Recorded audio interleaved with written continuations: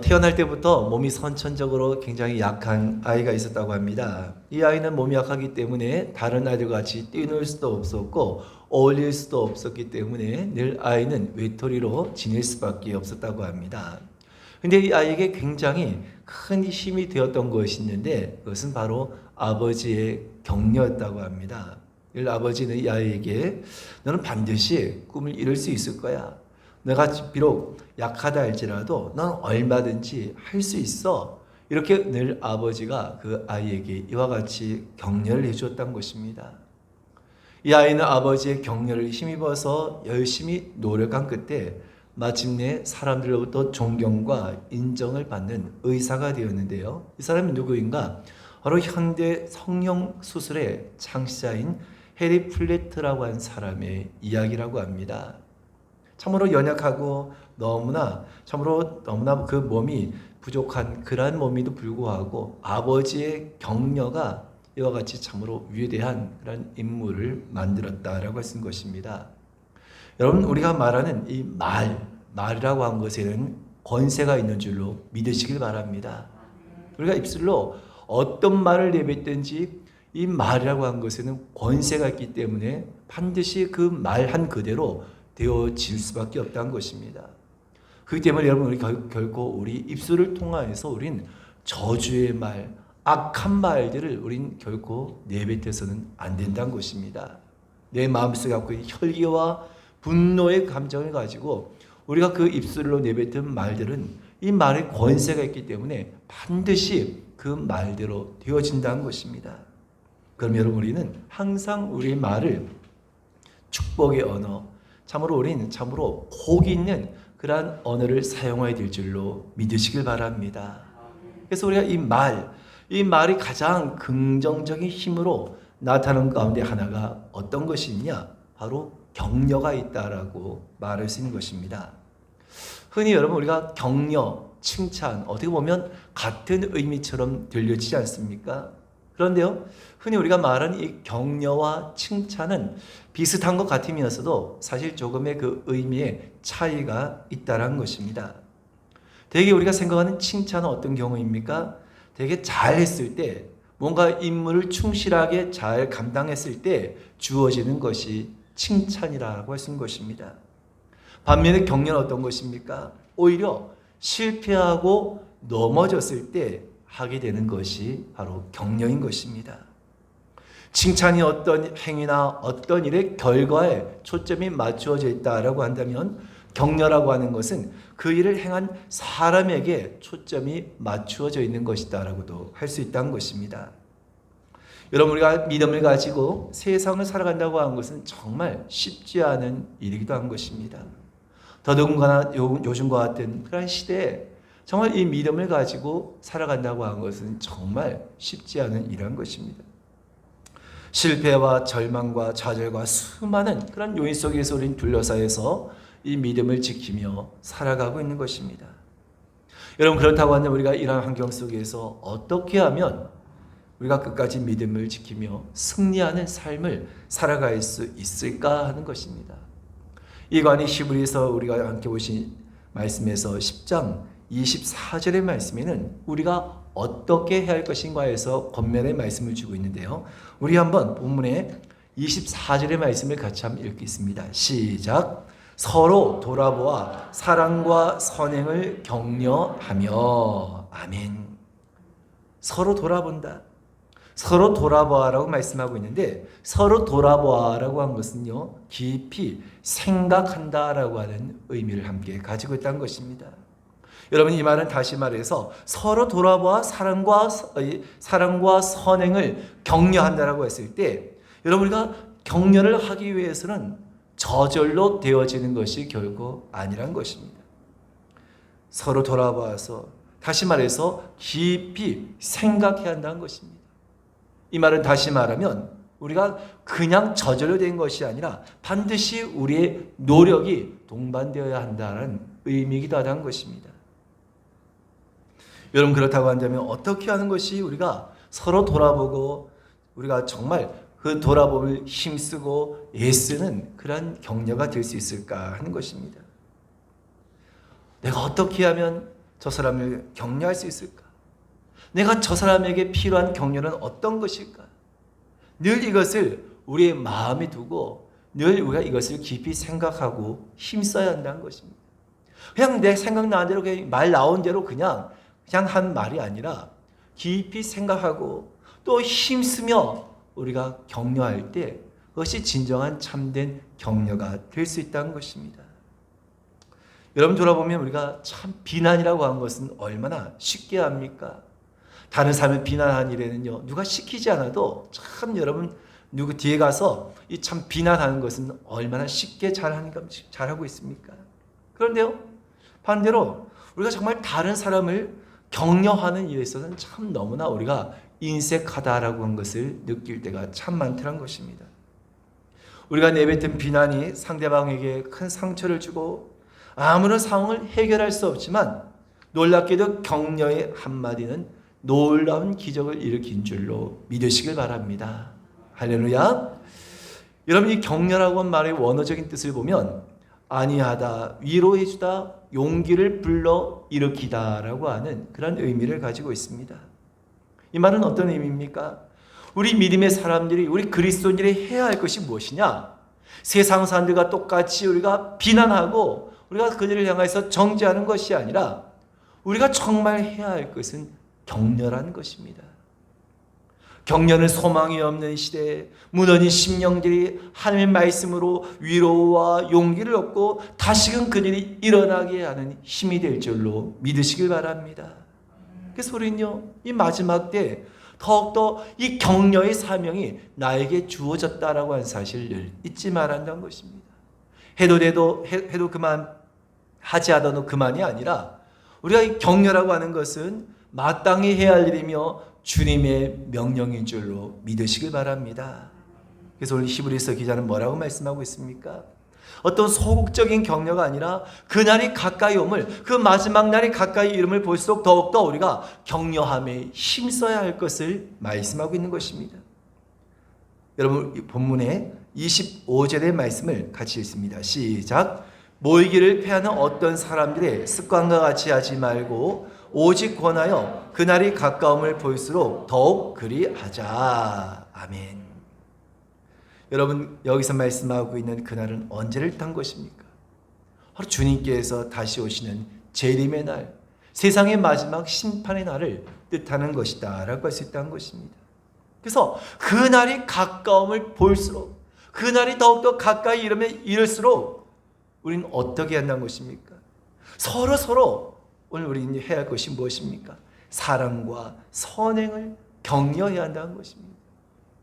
여러분, 사랑과 선행을 격려한다는 것은 결국 무슨 얘기입니까? 믿음을 격려해야 한다는 것입니다. 믿음 안에 더욱더 굳건히 설 수 있도록 서로를 격려해야 한다는 것입니다. 할렐루야. 여러분, 우리가 참 이 종말의 신앙에 관해서 우리는 참 너무나 무감각해져 있는 그러한 시대를 살아가고 있는 가운데 있습니다.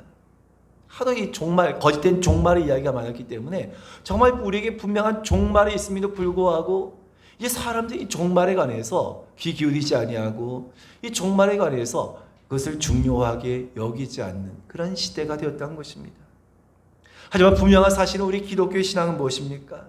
바로 종말을 믿는 종말론의 신앙을 가지고 있는 것이 바로 우리 기독교이다라고 말할 수 있는 것입니다. 여러분, 종말에는 두 가지의 종말이 있다라고 할 수 있습니다. 하나는 개인적인 종말이 있습니다. 이 종말은 누구에게나 언제든지 닥칠 수 있는 종말인 것입니다. 모두에게 어떤 누구도 예외 없는 종말인 것입니다. 지금은 건강하지만 아니면 다른 어떤 사고나 어떤 여러 가지 일들로 인하여서 이 개인적인 종말은 어떤 누구도 피해갈 수가 없는 것입니다. 이와 같은 개인적인 종말인가 하면 또 다른 하나의 종말이 있는데 그것은 세계적인 종말이다라고 할 수 있다는 것입니다. 세계적인 종말은 무엇이냐? 마지막 말 그대로 세상의 종말을 딴 것입니다. 마지막 심판의 날을 딴 것입니다. 믿는 자와 믿지 아니한 자가 분명하게 나뉘어지는 심판의 날인 것입니다. 여러분, 세상 사람들은 이 종말의 날을 피하고 싶고 그런 일이 일어나지 않았으면 하는 바람이지만 우리 믿음의 삶들이 그날을 더욱더 간절히 기다리는 이유가 무엇 때문입니까? 바로 이 세상의 종말이 와야지만 바로 예수님께서 이 땅에 다시 오시기 때문인 것입니다. 할렐루야. 그렇기 때문에 우리는요, 바로 이 두 가지의 종말을 항상 가지고 살아가는 삶이다라고 할 수 있는 것입니다. 여러분, 종말이라고 한 것은 무엇입니까? 마지막인과 동시에 아울러서 우리 믿는 자들에게는 영원한 삶의 새로운 시작이다라고도 말할 수 있는 것입니다. 그래서 우리는 항상 이 분명한 믿음을, 바로 이 종말론의 이 신앙을, 종말론적인 신앙을 우리는 늘 잊지 아니하고 바로 이 신앙을 간직하며 살아가야 하는 것입니다. 만일 우리에게 이와 같은 믿음과 신앙이 없다고 한다면 우리 세상에서 일어나는 그 모든 일들을, 그 모든 현상들을 결코 이해할 수가 없을 것이라는 겁니다. 아니, 왜 저런 일이 일어나게 되는가? 왜 저런 일이 일어나게 되는가? 오히려 의문을 갖고, 오히려 이를 통하여서 하나님을, 나 그런 하나님을 난 믿지 못하겠다고, 난 그런 하나님을 인정하지 못하겠노라고 오히려 하나님을 대적하는 자가 될 수 있다는 것입니다. 하지만 바른 종말의 신앙을 가진 자는 어떻습니까? 모든 것이 하나님의 말씀에 기록되어진 대로 되어지는 하나의 현상으로 보게 된 것입니다. 그래서 오늘 우리 믿음의 사람들은 이제 정말 주님께서 말씀하신 날이 더욱더 가까이 이루고 있다라고 하는 것을 세상에 되어지는 그 모든 일들 통하여서 우리는 볼 수 있는 영적인 안목을 가져야 한다는 것입니다. 여러분, 우리 믿음을 가지고 있다고 하면서 어느 순간부터 우리의 생각, 우리의 가치관, 그 모든 것들이 정말 세상 사람들과 똑같아져 버리는, 똑같이 그렇게 살아가는 그런 우리의 모습이 있지 않습니까? 모든 가치의 기준이, 우린 말로는 신앙이라고 이야기하면서도 실제로 우리의 삶 속에서 우리의 가치의 기준은 세상 사람이 생각하는 그 가치의 기준과 똑같아져 버린 그러한 모습으로 살아가고 있는 모습을 보게 되는 것입니다. 여러분, 단적인 예로 믿지 않는 사람들이요, 늘 한 말이 있지 않습니까? 주변에 왜 이렇게 교회가 많냐고, 주변에 참 교회가 너무 많다라고 이렇게 이야기하기도 합니다. 여러분 보시기 어떻습니까? 여러분 보기에는 정말 우리나라에 교회가 많은 것 같습니까? 적은 것 같습니까? 어떤 것 같습니까? 많은 것 같습니까? 적은 것 같습니까? 뭐 많다고도 할 수 있고 적다고도 할 수 있다라고 할 수 있지 않겠습니까? 근데 여러분, 우리가 교회가 너무 많다, 그렇게 해서 우리가 단지 본다고 한다면 그것은 세상적인 관점으로 보는 것이란 겁니다. 여러분, 교회가 이렇게 많다고 한다면 당연히 예수 믿는 사람들도, 구원받은 사람들도 그만큼 많아야 되지 않겠습니까? 근데 여전히 구원받지 못한 사람들이 이 땅에는 훨씬 더 많다는 것입니다. 그것을 보게 되면 여러분, 우리는 뭘 이야기할 수 있습니까? 그럼에도 불구하고 여전히 이 땅에 교회가 많다, 적다? 교회가 적다라고 한 것이 여러분, 우리가 정말 믿음의 관점에서 말하는 것이다라고 할 수 있는 것입니다. 단적인 예지만요, 우리가 정말 하나님의 관점과 우리 인간의 관점에 바로 분명한 이와 같은 차이가 있다는 것입니다. 여러분, 우리가 잊지 말아야 할 것은 우리가 살고 있는 지금의 시대는 마지막 때라는 것입니다. 역사에는 수없이 많은 시대 속에서 마지막을 이야기했지만 정말 우리가 살아가고 있는 지금의 이 시대는 정말 성경에서 말씀하고 있는 마지막 때가 지나고 있는 것은 틀림이 없는 것입니다. 성경에 기록된 그 모든 말씀이 성취되어지고 이루어지는 시대를 살아가고 있습니다. 인류 스스로의 힘으로 세상을 완전히 멸망시킬 수 있는 그런 힘이 바로 인간에게 주어있기 때문에 얼마든지 여러분 한순간에, 오늘 그 인간이 한순간에 멸망을 할 수도 있는 그런 여러분 시대에 우리가 살아가고 있지 않습니까? 여러분, 우린 이러한 시대에 참 하나님께서 우리에게 믿음을 주시고 우리가 이 믿음 가운데 살아가게 하셨다는 것이 얼마나 큰 축복인가 하는 것을 잊지 말을 줄로 믿으시길 바랍니다.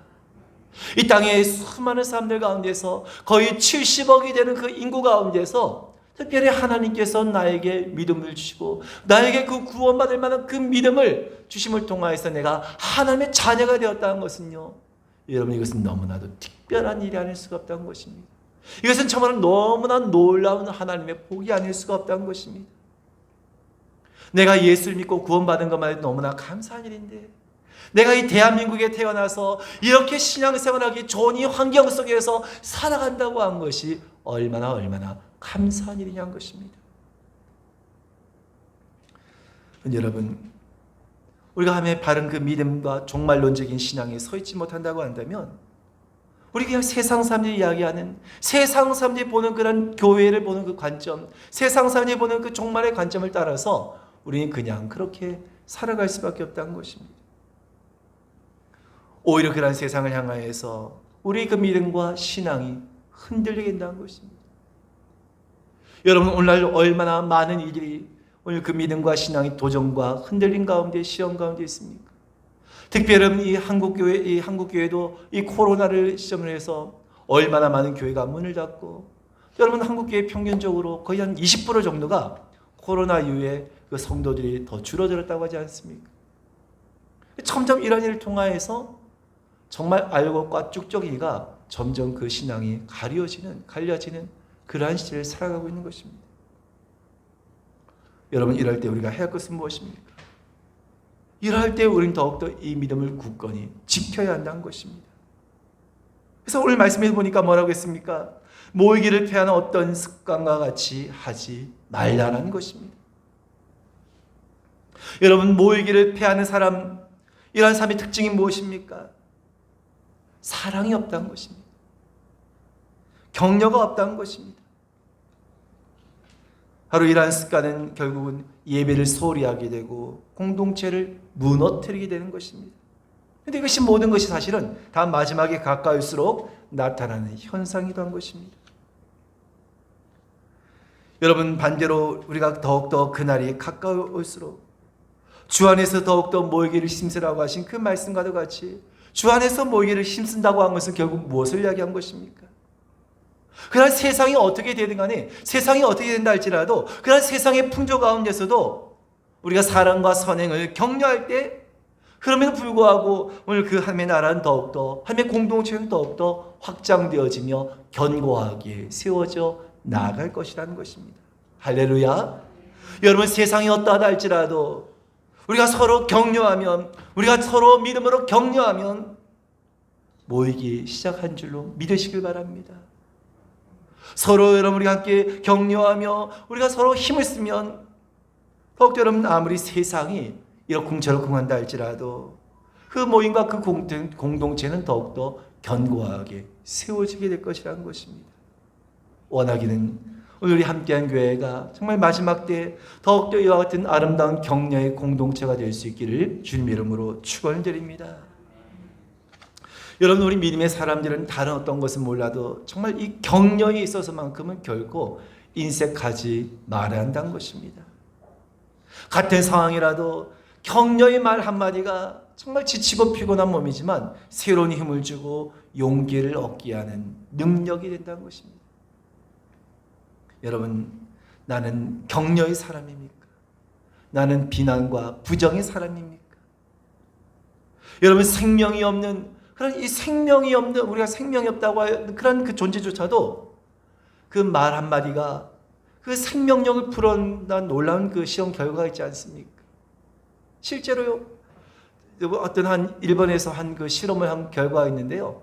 이 밥을 퍼가지고 한쪽에는 온갖 그런 좋은 말들, 사랑한다, 힘내라, 격려한다, 그런 그 좋은 말들하고 또 한쪽에는 온갖 저주의 말을 다 퍼부었다는 것입니다. 그래서 며칠을 지난 다음에 보니까 참 놀랍게도요, 한쪽에 그 정말 격려와 칭찬과 사랑의 말을 떤 그 밥 공기의 밥은 정말 상하지 않고 그냥 그대로 잘 보관되는데, 저주와 분노의 말을 퍼부었던 그 밥 공기의 밥은 다 부패되어서 곰팡이 끼는 그런 그 연구 결과가 나왔다고 하지 않습니까? 여러분, 정말 밥그릇에 그 밥쌀 그 밥조차도 격려의 한마디에 그렇게 여러분 그것이 아름답게 잘 보존되는데요.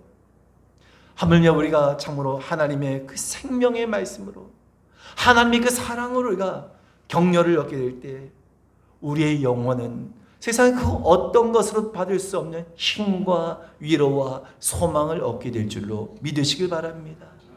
그래서 우리는 하나님께 주신 이 놀라운 것을 우리는 마땅히 사용할 수 있어야 한다는 것입니다.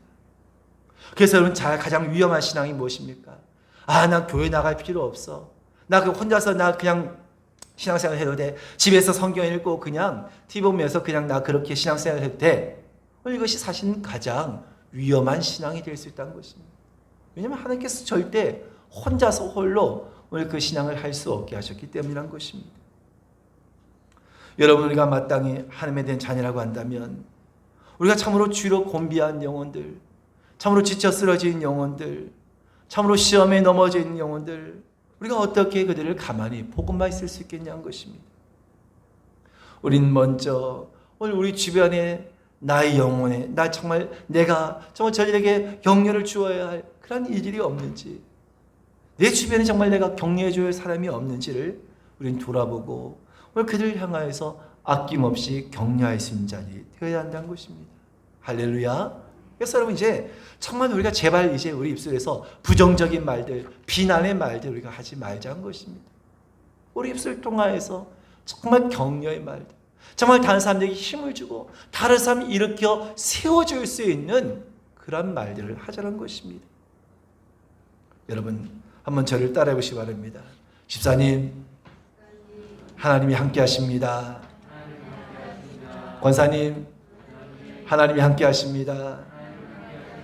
장로님, 하나님이 함께 하십니다. 하나님이 도와주십니다. 하나님이 승리하게 하십니다. 하나님이 힘을 주실 것입니다. 할렐루야.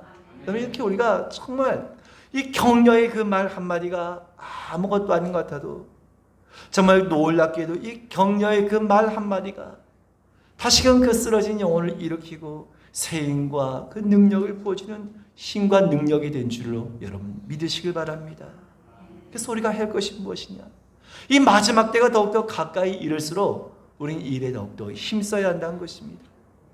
여러분, 우리 25절의 말씀을 함께 읽겠습니다. 시작. 모이기를 피하는 어떤 사람들의 습관과 같이 하지 말고 오직 권하여 그날이 가까움을 보일수록 더욱 그리하자.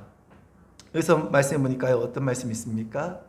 오직 권하여라고 말씀하고 있습니다. 오직 권하여. 여러분, 이 오직 권하여라는 이 말씀의 그 원어적인 뜻을 보게 되면 요한복음 14장 26절에 성령에 관한 말씀을 예수님께서 하신 말씀이 나오는데요. 우리 같이 한번 읽겠습니다. 시작. 요한복음 14장 26절 시작. 보혜사 곧 아버지께서 내 이름으로 보내실 성령, 그가 너희에게 모든 것을 가르치고 내가 너희에게 말한 모든 것을 생각나게 하리라. 아멘. 여러분, 우리가 성령을 다른 말로 보혜사라고 하고요, 또 이 위로자라는 그런 말로도 사용하기도 하는데요. 여러분, 성령이 하시는 그 사역 가운데 가장 대표적인 일이 무엇이냐? 바로 격려하는 일, 일으켜 세우는 일이 바로 이 성령께서 하시는 가장 중요한 일 가운데 하나라는 것입니다. 그러면 우리가 오직 권한다는 것은 결국 무엇입니까? 바로 성령께서 나와 함께 하시는 을 믿고 성령께서를 도와주시고 성령께서 우리를 일으키신 분이라는 것을 우리는 믿으며 오늘 우리는요, 서로를 격려할 수 있는 자리 되어야 한다는 것입니다. 여러분, 성경에 보게 되면 참으로 많은 곳에서 격려와 위로에 관한 그런 말씀을 찾아볼 수 있습니다. 하나님께서 이스라엘 백성들이 범죄했을 때, 참으로 한 번씩의 악을 행하였을 때 그들을 향해서 징계하기도 하셨지만, 또 반면에 여러 선지자를 통하여서 하신 일이 무엇입니까? 이스라엘 백성을 향하여서 지금은 너희가 징계를 당하고 있지만, 너희가 지금은 고통을 당하고 있지만 그는 불구하고 다시금 너희를 회복시켜 주실 것이다. 하나님께서 때가 이르게 되면 너희를 다시금 회복시켜 주실 것이라는 그런 하나님의 격려의 말씀을 주신 줄로 믿으시길 바랍니다. 그래서 이스라엘 백성들은 그 말씀을 붙들고 다시금 소망하며 그들의 그 어려움과 고난의 시간을 견디며 이겨낼 수 있었던 것입니다. 여러분, 예수님은 격려의 가장 모범이 되신 분이셨습니다. 한 번 예수님께서 스가성에 가셨을 때 한 여인을 만나지 않습니까? 근데 이 여인은 어떤 여인이었습니까? 사람들로부터 멸시를 받는 여인이었습니다. 그래서 사람들의 눈을 피해서 가장 뜨거운 날에, 가장 뜨거운 시간에 물을 길러 나왔다가 예수님을 만나게 된 것입니다.